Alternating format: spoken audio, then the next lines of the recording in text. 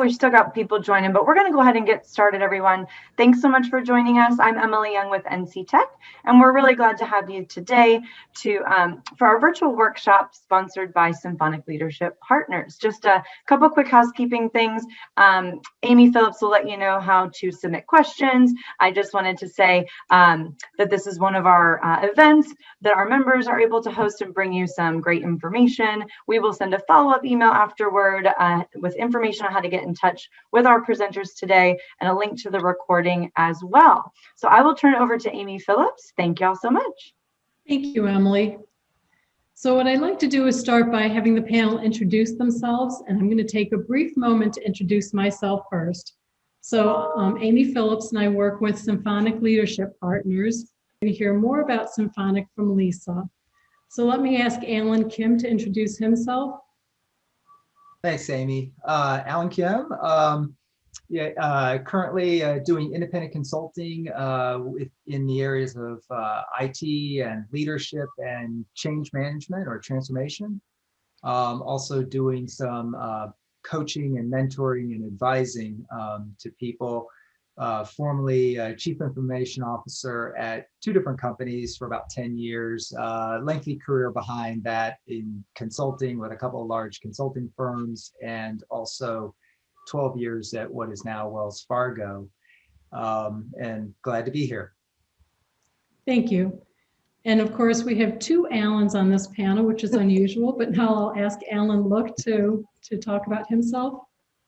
Sure. Good afternoon, Amy. Alan Look started many years ago, let's say, with Konica and General Electric back in 1980 something. Been an IT leader for about 35 years, mostly though since General Electric in privately and family-held organizations. Some multi-billion-dollar family-owned companies, primarily in manufacturing, ibuprofen, specialty chemicals, etc. And then did a few years of consulting in private equity before joining Hayward Industries, located here in Winston-Salem and headquartered up in Berkeley Heights, New Jersey, world's largest maker of pool cleaners, pool products, filters, heaters, etc. So very excited to join them in a CIO capacity. And look forward to sharing with the group today. Thank you. Rick, would you please introduce yourself? Sure, thank you. My name is Rick Mavridis. I started out working in IT as a Unix systems engineer. Did that in the defense and financial services industries. Back in the early 2000s, I then ran a managed IT services company that catered to small and mid-sized businesses. When I returned to large corporate consulting, my work was primarily around, it always involved cybersecurity more and more until I finally saw the writing on the wall and fully committed to security. The last several years, I've had multiple roles in security and compliance. Today, I run Spartan Wall Security, which is a managed security services firm. And I'm also the Chief Information Security Officer for J2R Vets, which is a government contractor. And thank you for having me. Thank you. And Lisa. Excellent, thank you. So I'm currently the CEO and Managing Director for Symphonic Leadership Partners. And my journey started in the technology space, more specifically consumer electronics, with a global group located or headquartered in France. And during this part of my career, I led a $600-ish million global division. I also led a startup achieving about 36 million in 3 years and launched new product categories and global markets. Then I shifted to a services environment where I was with a company in testing, inspection, and certification services across multiple industries. And the company had acquired some small businesses that needed to be integrated to formalize a business division offering environment and sustainability services. So I did that for the first 3 years and then moved to an innovations role working to activate some of that data housed by the company, launching a SaaS platform, and then identifying opportunities to create new revenue streams for that organization. So with that and the convergence of this experience at the intersection of data, device, and technology, I found myself identifying an opportunity in the market, which launched Symphonic Leadership Partners. So can you tell us a little bit about Symphonic, Lisa? Absolutely, thank you. So Symphonic is a multidisciplinary team of executives, all results driven, who have led both or been involved in both successes and failures and identified how to accelerate the achievement of desired future outcomes just based on the collective experience and backgrounds. We work with the CXOs and cover all functions in an organization and strive to become really an integral member and partner with your organization. Our focus is supporting and guiding and advising organizations with transformation of technology adoption. So really, that's our focus area and common thread with our executives. Our goal is to move as fast as your organization is ready to move, and then hopefully pass over all the institutional knowledge we can provide so you can move even faster. We are happy to share more and answer any questions, and we can do that following this workshop, or you can catch us on our website at symphonicleadershippartners.com. Thank you. Okay, before I start with the questions, I just want to set the stage a little bit about why we went with this topic. So as Lisa talks about, Symphonic, we're really about helping corporations or helping companies to generate revenue. And we took a little bit of a twist at it, saying, well, what if you do it around technology, or the CIO helps to generate revenue? So of course, we went out and we looked for panelists that have completed that. If you take a look at the CIO role, it started out as very much a back office transactional type role. And in the course of the last probably 20 years, it's moved much more into a visionary partnership, working with the C-suite to think of new ways to generate revenue. So I don't know if most people remember the green screens, the lined paper with the holes punched down the side on the printers. It used to be that's what you were looking at as your transaction-based, your financials, your ERP. Then over the course of, like I said, several years, a lot of this changed. And you ask, what brought about the change? Why did we hit the sweet spot in like the late 90s, the 2000s for things to start booming the way they did? My opinion is, if you follow Moore's law, you've got the computing that's been doubling over time. If you follow Kreider's law, I always forget his name. Kreider worked for Seagate, and that's really the storage. So the storage was expanding over time. So you bring those two together, you've got the computing getting faster, you've got the storage becoming more affordable, more storage, and a lot of what happens is we can now crunch huge amounts of data in a short period of time, things that couldn't happen before. The other part that happened was now you've got the smartphones that came out. So not only do you have data that you can crunch, but you're collecting data from people. People are accessible. You bring all of this together and you can start creating services like, in 2008, you had Airbnb that created a hospitality group with no hotels. Right? They were using other people's real estate. You had Uber, who was creating a taxi service with no cars. So these services are just being created really almost out of thin air, but it's because we've got this computing power and it's continuing to accelerate. So now we take that to companies and say, what can you do with this power? And this is where, bringing the CIO into the room as a trusted partner with the rest of the C-suite, they can start to imagine, what else could I do? What new areas could I break open? What could my data tell me? So we're going to listen to the stories that the panel has to tell about how they've been able to achieve this. All right, so Alan Kim, I'm going to start with you. How do you approach the C-suite with regards to CIO partnership and where IT can bring revenue to the table? Thanks, Amy.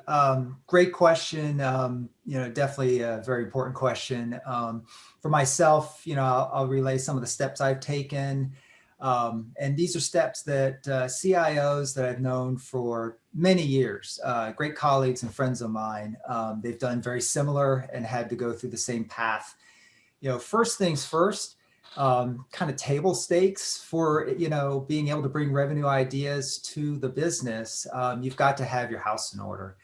Operations, you have to have that in order. You have to have things stable, systems up, the network up. It's hard. I mean, you can imagine trying to talk to business unit leaders and the CEO and the president about new business ideas.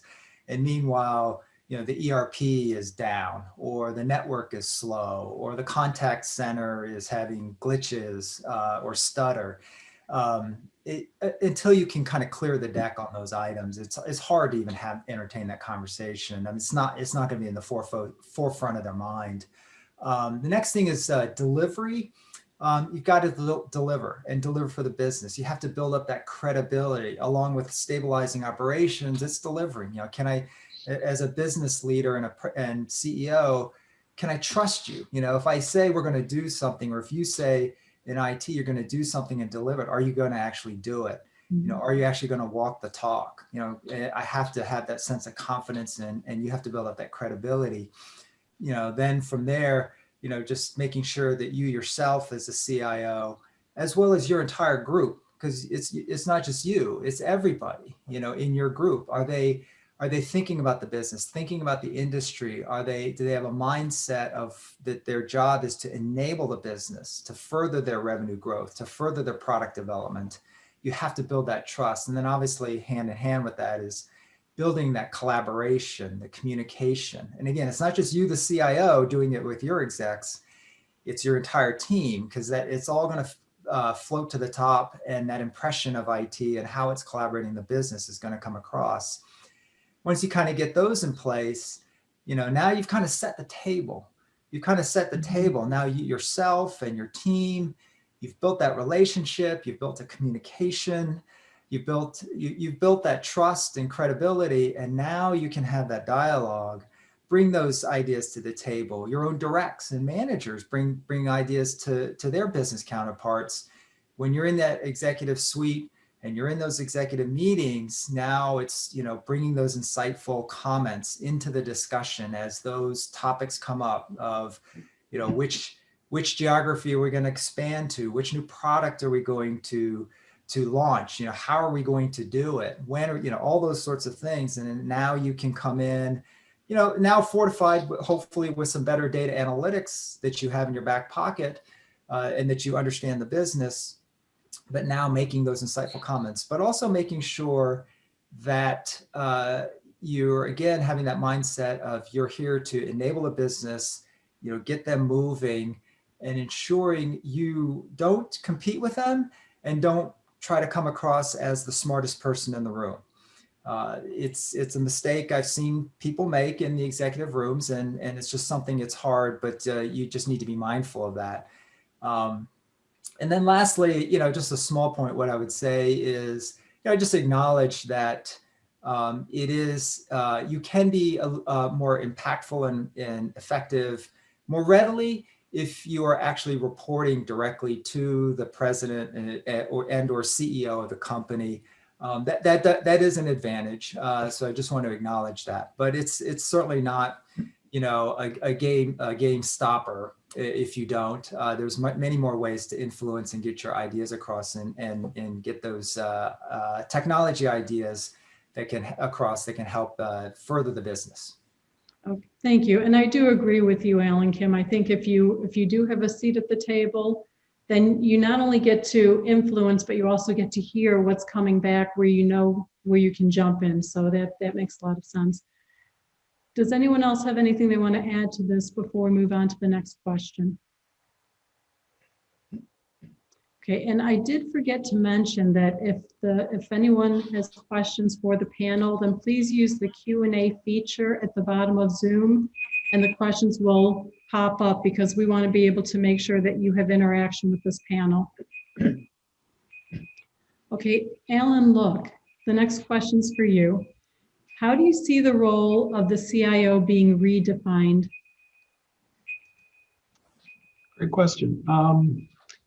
I think I see the role of the CIO doing what it's always done, and that's moving left to right on sort of a continuum. So to follow on to what Alan Kim said, IT is there to enable, really IT exists to create competitive advantage, or call it positive differentiation, or whatever other long word we can use just to really mean winning. IT is there to make sure the business wins. And we do that on this journey I call bits to wits. There's data, and then there's information and knowledge and wisdom. And IT is there to capture data, absolutely. And that's where CIOs, a lot of CIOs get their start, is in helping to capture these discrete raw facts that are floating around the universe that most people have access to. And we capture and we store data. And to your point of computing and storage coming along and developing along, it's all about capturing and storing that data. But if we pick out the pieces of data specific to our organization, the ones that are accurate and relevant and timely, those are the markers of information. And we take that and we add relationships and meaning to it. And a good CIO presents that and pushes that out into the organization as insight. And the best ones are actionable insights. What can we do right now? We create that war chest of knowledge in the company and help our other business leaders understand what to do right now. And over time, with experience and values added to that, and extrapolation and judgment, it becomes wisdom. And all of a sudden, our business leaders know what to do next.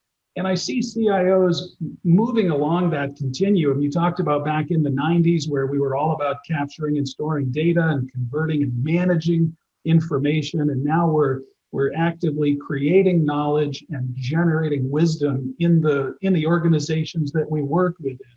And some organizations expect us to do that and some don't. Some CIOs are ready to do that and some are not.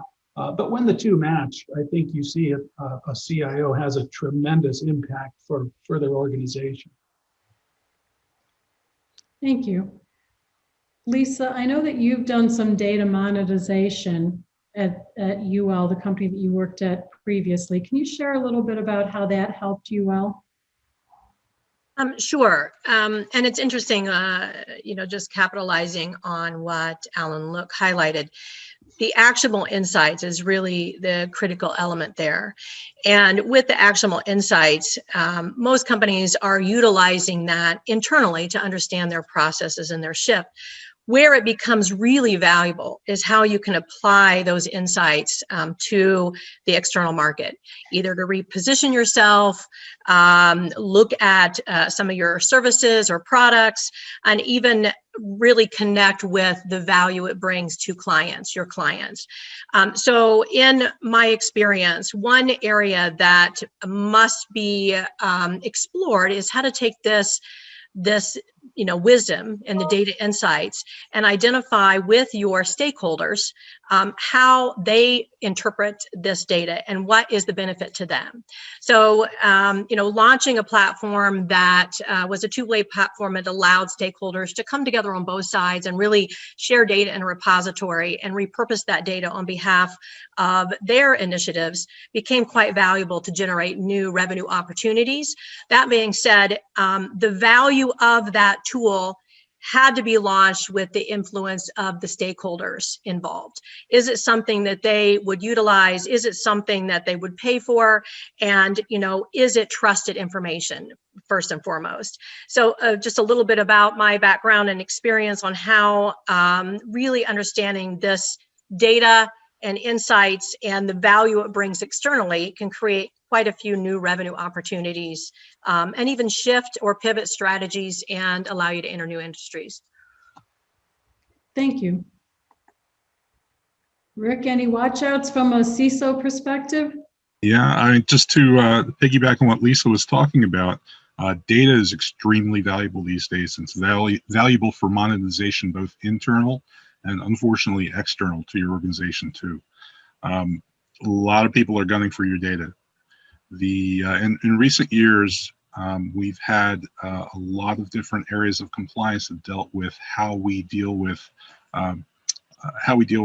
data within the organization. PCI in the retail space deals with credit card data, and it dictates within the organization how you can use the data that you have, what you're allowed to keep on hand, what people are allowed to see and not see. That's been around for a long time. For the past few years, we've had GDPR. GDPR is a general data protection regulation that comes out of the European Union. It's there to dictate the transfer of personal data also outside the EU. So it protects personal data, and even outside the EU, they consider that data to be their property and protected property at that. The EU in recent years has even handed out some really large fines for misuse and non-protection of that data. And so it's been given teeth. In the U.S., we've had a couple of areas of compliance, a couple of attempts at compliance, like the California Consumer Privacy Act, the CCPA, and New York has a similar act as well. Both of those are they very much mirror GDPR in the European Union, and it's just a matter of time before the rest of the states come up with their own, and eventually a federal standard is probably in the works. So it's kind of precarious, right? Use the data as best you can inside and to help you, but just have caution that you're not using the data in a way that's not inappropriate. Absolutely, and it's going to be specific to your industry. Thank you.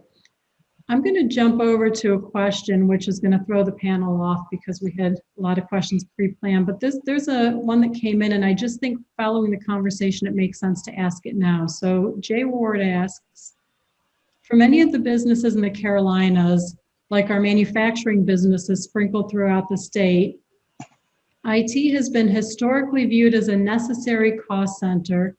How do leading CIOs help board members and stakeholders in manufacturing understand the opportunities in investing in areas like data and analytics, e-commerce, and automation? So I'm going to throw this back to the panel and just let me know your thoughts. This is Alan Kim. I'll take a stab at it. To be quite frank, there's no silver bullet, so I would state that at first. Similar to some of the things we talked about earlier, what I'd recommend is trying to get out of that "I'm just a cost center" mentality. That's all I do. I'm just an order taker. We all know this. It's really, ingraining yourself, and again, getting your team learning the business, partnering with the business, really learning the business, and making sure that that's coming across. And yes, we have greater tools, better tools, and more data analytics that we can throw at the business unit, but they don't know what to do with it if you just overwhelm them with a bunch of data and a bunch of facts. So it's coming. Make sure you're always approaching them and engaging in the conversation from a business point of view, a business perspective, and ensure that you're not coming across as I have a technology platform, or I have a data warehouse, or I have some data analytics, and I've got all these technical tools, and now I'm coming to you from a technical perspective. Almost it can come across as now I'm looking at the best way to make best use of these technologies that I have in my toolkit, as opposed to, let me talk about your business problem. Let me see what's going on in there. Let me see if we can't solve that. Oh, okay. Here's some thoughts. And then, oh, by the way, we may have some tools that we have, or analytics, that may actually help you solve that problem faster, because at the end of the day, that's what the business wants. They want things fast. Speed kills, as I used to always tell my team. Thank you.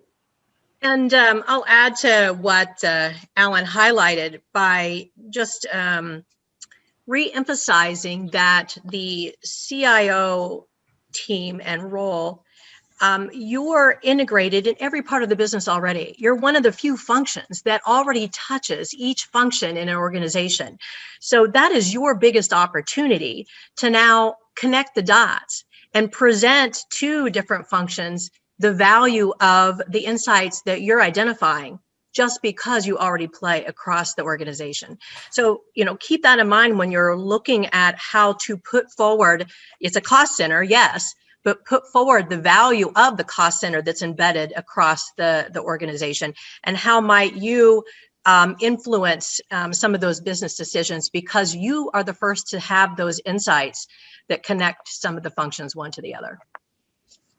Yeah, and certainly every company and every board is different. Coming out of 35 years in manufacturing, especially in the privately held and family held space, every owner and every board doesn't have the same homogeneity, doesn't have the same regulations that they need to meet, and leadership can be quite broad in terms of what one company finds compelling, some other company may not find compelling. And if you're ready to perform at a higher level and to work with other C-level executives on business strategy, and the organization's not willing or not ready to pull that lever with you, you need to take that on as hard advice, and don't be patient for decades, and don't hope that it's going to happen. Hope is not a plan.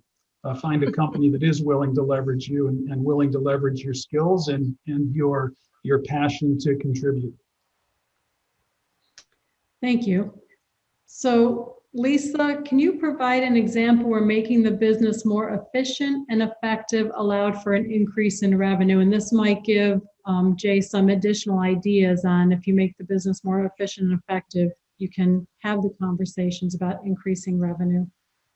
Sure. So a lot of organizations struggle with the silos, and depending on how you're structured, it could be business units, alignment, or it could be by function.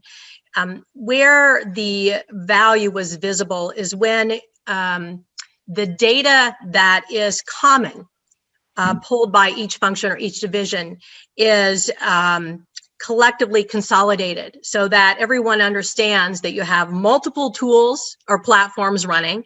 Each business is pulling the information a certain way, but really the data behind the scenes is the same data. It's the same market, it's the same customer, et cetera. So the opportunity was really looking at each of the business units and identifying what data is common, and understanding how to consolidate that and allow that data and those insights to be available with one platform, one portal, if you will, and then looking at that cost structure. So a lot of times people start with cost first and they want to cut it out. But if you flip it around and start with the value of the consolidation, the insights, a portal that allows people to pull same and common information, then the cost discussion becomes a lot more palatable across the board. So that's what I would say is, just from experience. The first was really allowing people to open up their costs, their budgets, and highlight the common insights that are visible, so that now people were more willing to buy in to the shift in one platform, one pool of data for the purposes that serve the same market, same need. Thank you. And Rick, I know you had an example where you were able to, with selling with technical resources, able to generate revenue. Sure. In a previous role, I was a leader of a SOC team, and I had a technical title along with that role. But I would participate in the executive meetings with prospective clients. And when the prospects got to know that I was technical and was sitting in a technical capacity, they were more at ease with my responses, and they were more at ease than they were with the sales and the executive team members.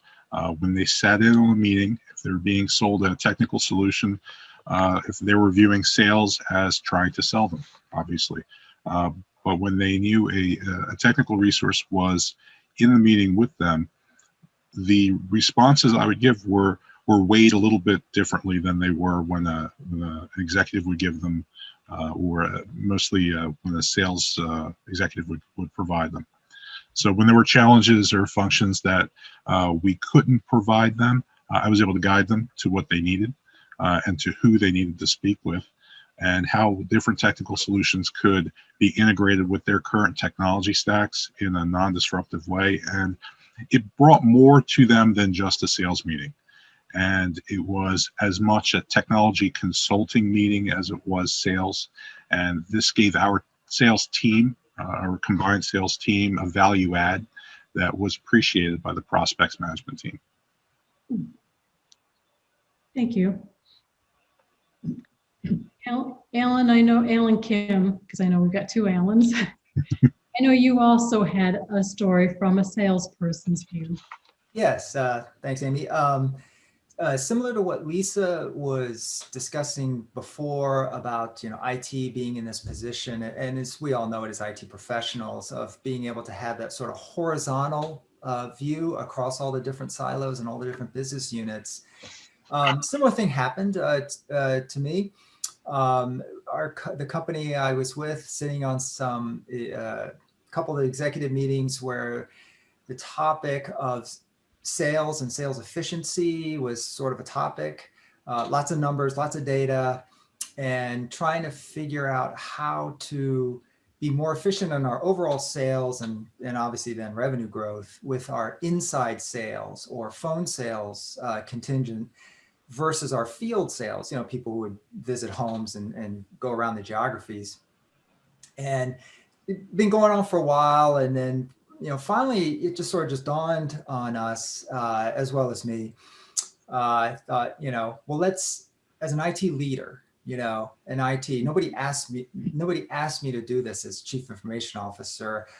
I got my group, my business analysts and a couple other people, said, hey, why don't we just do this? Why don't we just spend some real time? I said, just spend days, spend an entire week. But I want you to go and look at our sales process from A to Z, all the way through, and tell me what you find out. Document the process. As we know from IT people, lots of times we have to do process change and those sorts of things for our new systems. And lots of times the current process isn't even documented. It's known in people's heads, but it's not even documented. So I challenged my team. I said, go observe, go document the whole thing A to Z, tell me what you see. And so what did we see is, we documented and we could see all the stops and starts and how some of the inside phone salespeople were frustrated at times, how they were having to look in a multitude of places for information and data. And so the short of it is that we went through that whole exercise, and I offered up to the business. I said, hey, let's define a new process. Nothing really changes. Some activities will change in the order of how you do them, and some activities maybe you don't need to do, but let's define a new process.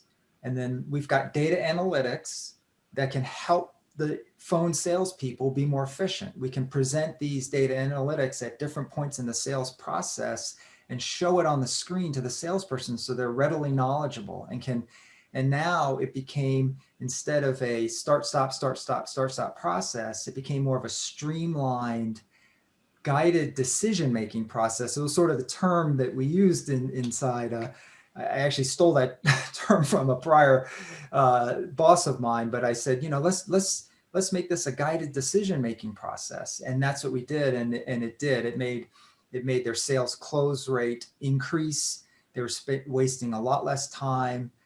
Obviously, the prospective customers on the phone, they were having a better experience because they weren't being asked a bunch of random questions that really didn't relate to them. And the sales process was going a lot faster for them. So everybody gained by that. And then, so their sales close rate increased, and then obviously, revenues increased accordingly. Great. And it goes back to Lisa's point where it's really, know the business. So know where you can interject technology into the business to help. And in this case, it was probably a little more business process, but also the technology to enable that decision tree. Absolutely.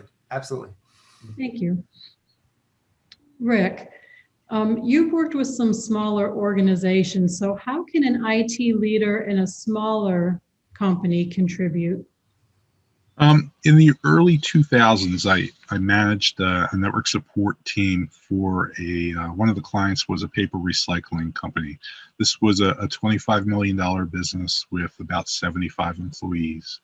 And IT to them was a necessary evil. It was something that they used to build and maintain their infrastructure, networking. They just wanted their servers to stay up. They wanted their software installed correctly and configured. They want the network to be up. That's as far as they went with IT, and we provided that for them. At one point, this company, their largest client, put their contract up for bid, and this was it was probably about half their revenues, almost half the revenues, and they were putting it up for bid auction style in an online auction. In the early 2000s, that was a little bit new, and they were intimidated. The sales director was terrified. He thought that most of their business was going to go out the window because he had no idea how to manage this. This was something new and technology driven. So he brought me in. I happened to pass him in the hallway, and he grabbed me and said, "Do you know anything about this?" Well, a little bit. And I was asked to consult and assist with this auction process. So I researched the platform that this was going to be built on, and I learned how it operated, devised and tested some different methods to gain performance advantages over any other bidders and maximize how best my client was able to present himself as a bidder. I even went as far as to create a mini DR setup so that the sales directors, if the sales director's PC or the network goes down, our internet problems happen, that we had an immediate backup because timing was critical. In the end, the client retained all $11 million of their current contract, and then they picked up an additional couple $1 million of new work. And this was all because of us mastering this new IT auction process. Going forward, they anticipated that more of their work was going to be driven by IT. And I don't tell this story to tell you about how wonderful IT and auctions are, but to illustrate how technology changes processes. So this client's sales process changed completely because of this new technology that came down the pike. And as IT leaders, we're more on top of these changes than our clients are. And when we can take that knowledge and help the client, help the internal organizations to sell their products and services using these new processes, we keep them in line and keep them, allow them to make use of these business transformations that happen every day in IT and in business. Thank you. It's interesting because you hear that common theme of, the closer you get to the business, the more you work with them, the more you partner with them, the better decisions we can make together regarding technology. And I think we're at a point in time where if a company isn't leveraging their technology, they could be left behind because everything's moving so quickly. So Alan, look, I'm going to move to you for a minute. Gartner describes 3 levels of CIO influence within an organization. Can you share these levels and also your thoughts on how to achieve the highest level? Sure, and actually, it ties in somewhat to some of the conversations we were just having too. So Gartner describes 3 levels of rough influence for a CIO in an organization, and I think there are 3 or more levels of organizations prepared or not prepared to leverage the influence of a CIO. So we start out, at least I certainly did, and from some of the stories, some of the rest of us started out as a transactional CIO. And basically we were sort of an internal supplier of IT products and services. We built our reputation on solid service delivery. And Alan Kim was saying, you got table stakes and you got to be able to deliver and you have to perform and you have to get your house in order. And this is that CIO. Usually communicates in terms of technology, struggling to say, communicate in terms of business outcomes. Instead, talks a little too much about technology and projects, and probably communicates with the C-suite through a proxy. So maybe reports to the CFO, and the CFO goes to the meetings and comes back and kind of talks about what was talked about in the meeting. And then the next level up would be a partner or a strategic partner CIO, and perceived as more of a business enabler, again, to Alan Kim's point of enabling the business, and a credible technology leader. Reputation's probably built on effective response to business requirements, so collecting requirements from the other strategic functions and defining projects and products that meet those needs, and probably communicates with the CXOs, but again, more in terms of IT and IT strategy, and tries to do things like align IT with the business, which I'm not a big fan of. IT is the business. IT is an incredible part of the business. So aligning it, to me, seems to speak that there are still two camps, and that's quite an outdated or outmoded way of thinking in my mind. And then at the top level is sort of your trusted ally CIO. And Gartner describes this as an actual true business leader and a peer to the other CXOs who just happens to be in charge of IT, and your reputation's built on business impact, and you're one of the key CXOs involved in shaping actual business strategy. And if I could call out a couple of things, a couple of ways to have that executive presence, one of the ways would be never talk about cost or spend. IT does not spend, IT invests. And so have the presence to say, here's our investment structure. Here's our investment forecast for next year. This is not our spending forecast. This is not what this or that costs. This is what this or that investment will be, because we expect a return as a business leader. Also, never offer to talk, always offer to speak. Talk is cheap, and leaders always speak. So if you're trying to fit into that CXO group, that new tribe, if you will, and you're still walking on eggshells, try some of this vernacular. Never use the words just or quick or brief. So if you find yourself penning notes to your peers to say just a brief note, well, you've just minimized the impact of your message and of IT as a result. It's not just something, and it doesn't need to be a brief note because you deserve their time. And I've seen these things just leap out in so many junior executives or aspiring executives vernacular when trying to fit into the rest of the C-suite and be more impactful and to try to get to that trusted ally level. So that's my sort of shtick, if you will, on the three levels. I love it. I love, that words do matter. And I'm going to have to write those down after this, because I'm probably guilty of making a few of those mistakes myself, but it really does make a difference, in not talking about spend, but talking about investment. So thank Absolutely. you for that insight. So I know that, Alan, as you talked about, Alan Kim, I'm sorry, I swore I wasn't going to get into this problem.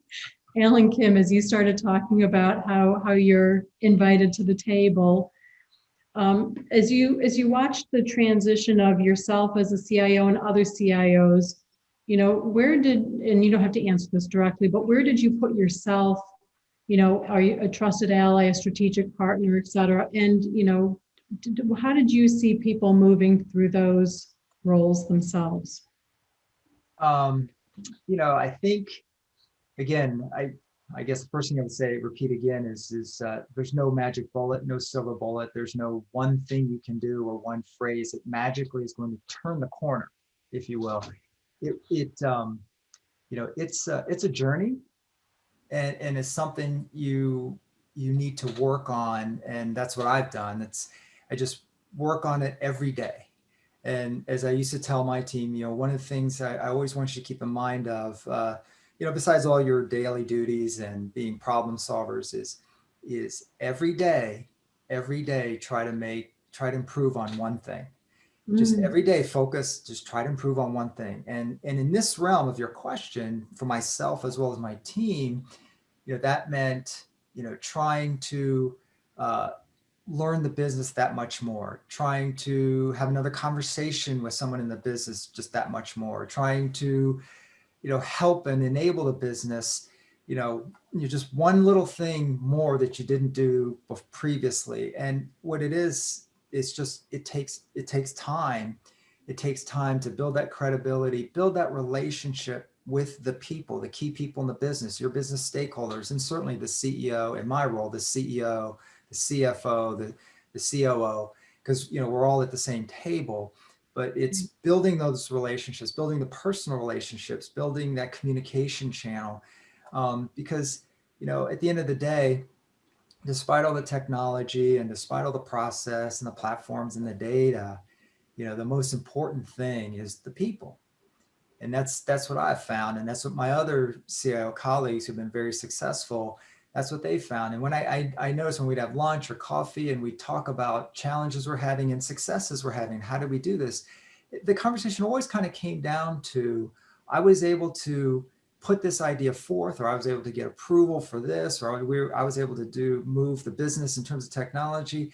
And it always came down to, because I was able to have this conversation with Sally, the CFO, or, Joe, the CEO, or Ann, the president. It always came down to, I was able to have that dialogue and have that, get that person engaged. And it kind of went from there. And I personally, I could cite many instances, but that's kind of what it always came down to. Lots of times it was finally having that conversation. Sometimes it was in the executive meeting. Sometimes the CEO or president would call me after the meeting and we would have that personal dialogue. Hey, you mentioned something in the meeting, or we had that, and I want to talk about that a little bit more. What are you thinking there? What did you mean by that? Or, how can we make that happen? And then once you have that's when you're getting there. You are there, whatever. But it's something you just have to work at every day. So it really comes down to relationships, building the right relationships, learning the business. If I were to paraphrase some of the other answers, I mean, it sounds like those are really key to be able to have the discussions about, being a partner and generating more revenue. Now, Lisa and I have this conversation all the time, and it's really how do we help companies move along? So Lisa, just how, in your words, how can Symphonic help? Oh, absolutely. So I love that Alan highlighted the value of the people and the relationships. That is what we see as Symphonic's biggest asset. We have some incredible executives. The executives cover what would be traditionally defined as functions in an organization. And it is from that collective knowledge and insights that we call it mind sharing. Each executive from their background can give value to a conversation and really help an organization optimize their position.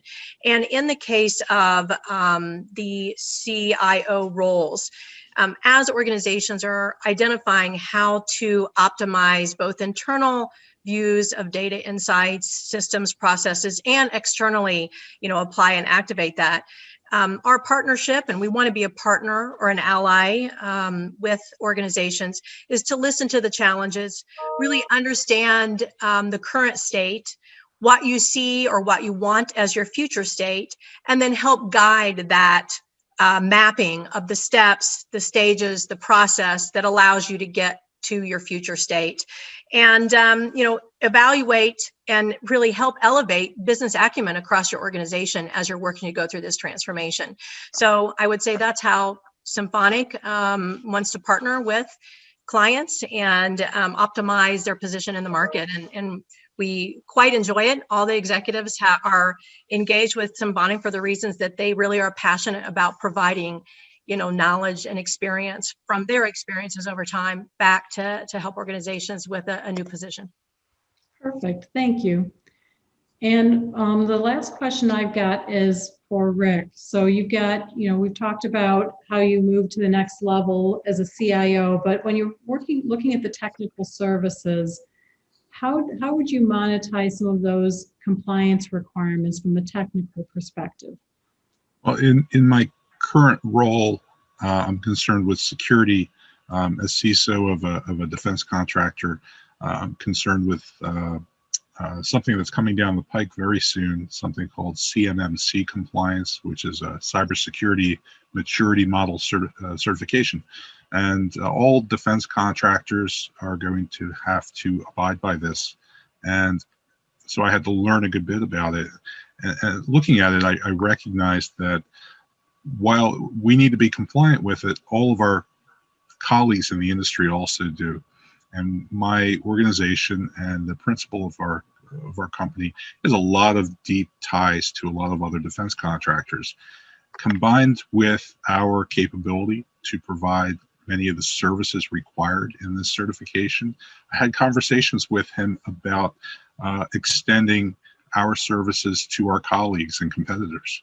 We all need to comply, and we were well positioned from a capability standpoint, and then also from a communication standpoint. We had a lot of good friends in the industry and other companies. And so this spawned a new service, and we've been rolling out a brand new service that didn't exist before. Prior to this, we did work with the federal government, and now we're also extending that work to our fellow corporate partners. Excellent. So I do have one more question from the audience, and of course, if anyone else has any, please drop them in the Q&A. And this one it calls you out, Rick. So it says, Rick, is it the CIO's job to advise on data privacy, and do companies need to differentiate now between compliance with GDPR as well as CCPA? And this is from Richard Radney. Yes, so I would say that the buck needs to stop with the CIO.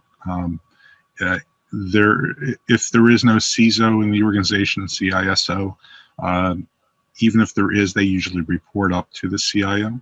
And in that capacity, they need to know more about the compliance requirement, IT compliance and data compliance requirements of the organization than any of the other executives. I believe it's their responsibility to know this. Regarding the different compliances like GDPR. GDPR is an EU compliance regulation. However, it does extend worldwide. They consider that their regulations extend to the EU citizen. So if you have data in your US-based organization that belongs to an EU citizen, GDPR applies to you in the eyes of the European Union. California, New York are taking a very similar tack, and you really need to stay abreast of these regulations. Thank you.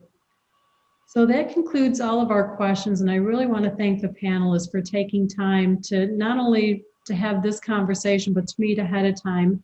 I think I was a little bit surprised at how consistent you all were with the message too. It sounds to me like, really get to know your business, build the strong relationships within the business so that you have that trusted partnership, and above all, deliver on what you say you're going to deliver on to get that trust going. So Emily, I'm going to kick it back over to you. Thank you so much to everyone here today on the panel, everyone for attending. We are going to send a follow-up once we have the recording available, and we'll connect you with our Symphonic leadership partner contacts here. If you have additional questions, I'm sure they'd be happy to connect with you. I hope you all have a wonderful holiday season, and we will see everyone in 2021. Thank you so much, everyone. Thank you. Bye. Thank you. Thank you. Bye-bye. Bye-bye. Bye.